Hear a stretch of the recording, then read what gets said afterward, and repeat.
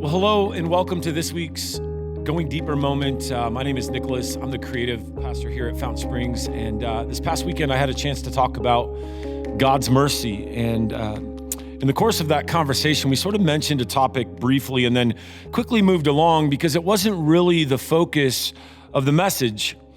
But I want to return to it because it's still a pretty important conversation, and it surrounds that notion of generational sins or generational curses. And in the message, I mentioned Ezekiel 18 as a reference that you could go to kind of learn a little bit more about what Exodus might mean by this idea that God holds guilty parties to the third and fourth generation. So I want to read these verses from Ezekiel chapter 18 and then talk about them a little more. So here's what Ezekiel says.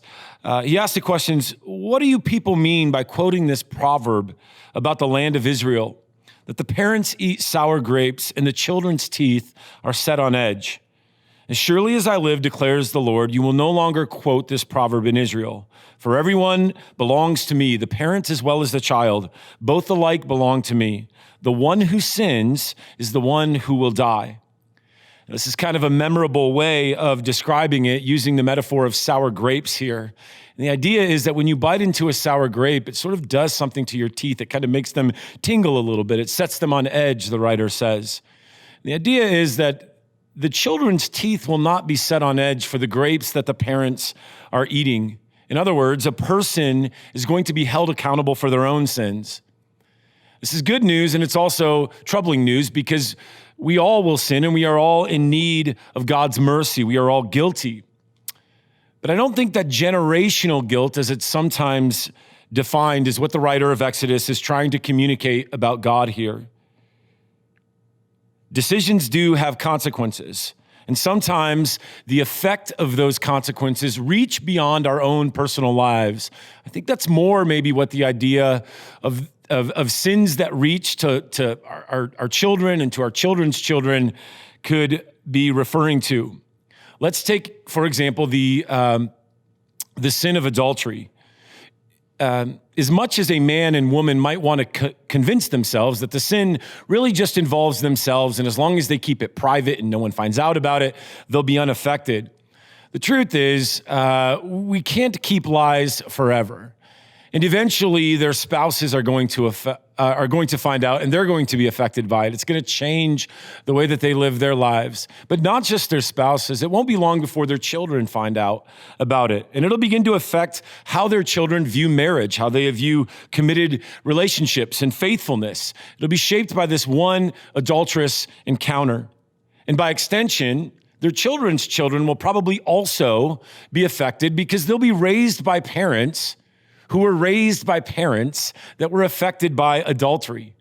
Our sin has a rippling effect more than we maybe notice initially. And if you think back to this weekend's message, you can see how sort of interconnected acquired guilt and inherited guilt can be with one another.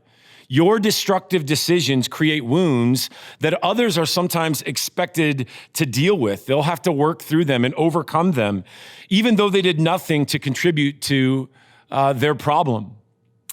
If a son watches his father abuse his mother, what do you think the odds are that one day he's going to abuse his wife? Well, studies say they're really, really high. And if a daughter watches her mother seek the attention of men who are not her husband or seek attention in unhealthy ways, let's say by the way she dresses or by the way that she talks to other men, what do you think the odds are that the daughter's going to grow up and seek attention from men in unhealthy ways? If your children watch you deal with hard times or stressful times by turning to alcohol or other substances, what are the odds that they're going to do the same? This is some of the idea behind sins that can carry on, extend to future generations. My sins affect more than just my life. That's the nature of the world that you and I live in. And I think what the writer of Exodus is trying to say is that God does not protect the people around us from our decisions.